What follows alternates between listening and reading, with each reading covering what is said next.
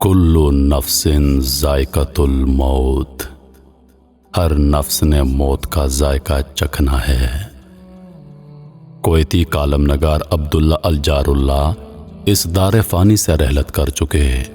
ان کا ایک مضمون جو بہت سبق آموز ہے، ان کا ترجمہ پیش خدمت ہے۔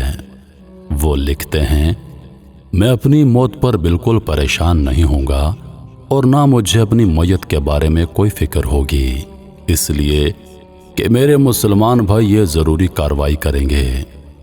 میرے کپڑے مجھ سے اتار لیے جائیں گے، مجھے غسل دیا جائے گا، کفن پہنایا جائے گا اور مجھے میرے گھر سے باہر نکال دیں گے، یعنی مجھے قبر کی طرف لے جایا جائے گا۔ بہت سے لوگ میرا جنازہ پڑھنے کے لیے آئیں گے، بلکہ بہت سارے دوست احباب اپنا کام کاج چھوڑ کر مجھے دفنانے کے لیے آئیں گے، لیکن ان میں سے بہت سارے ایسے ہوں گے جو میری نصیحت پر غور نہیں کریں گے، بلکہ کبھی بھی نہیں کریں گے۔ میری چیزیں مجھ سے لے لی جائیں گی، میری چابیاں، کتابیں، بریف کیس، بٹوا، جوتے، لباس اور مجھ سے سب کچھ الگ کر دیا جائے گا۔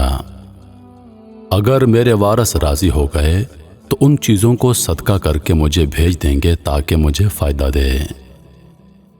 یہ بات اچھی طرح نوٹ کر لیں کہ دنیا مجھ پر بالکل غمزدہ نہ ہوگی۔ دنیا کا نظام چلتا رہے گا اور اقتصادی سرگرمیاں روا دواں رہیں گی۔ میری نوکری پر دوسرا آدمی مقرر ہو جائے گا، میرا مال میرے جائز وارثوں کو منتقل ہو جائے گا، جبکہ مجھ سے اس کے بارے میں پوچھا جائے گا، چاہے وہ تھوڑا ہو یا پھر زیادہ، حتیٰ کہ کھجور کا ایک چھلکا ہی کیوں نہ ہو۔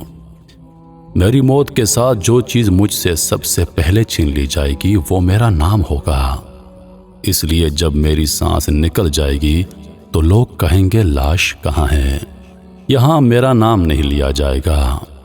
اور جب نماز جنازہ کا وقت ہوگا تو لوگ کہیں گے جنازہ کہاں ہے، یہاں بھی میرا نام نہیں لیا جائے گا۔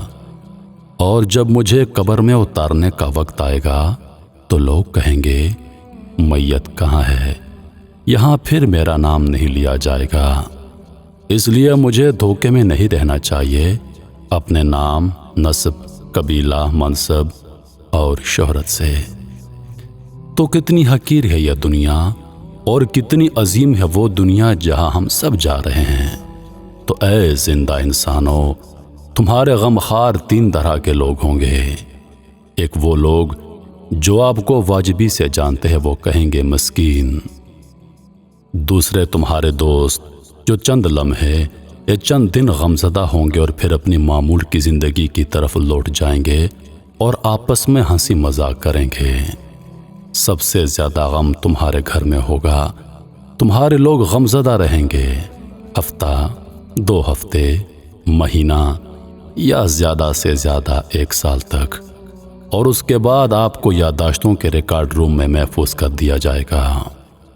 لوگوں کے درمیان تمہارا قصہ مکمل ہو گیا اور اب حقیقی قصہ شروع ہو گیا، اور وہ ہے کہ تمہارا جمال، مال، اولاد، عالی شان گھر اور بیویاں تم سے الگ ہو گئیں، اور اب تمہارے پاس صرف تمہارا اعمال رہ گیا، اور یہاں سے حقیقی زندگی کا سفر شروع ہو گیا۔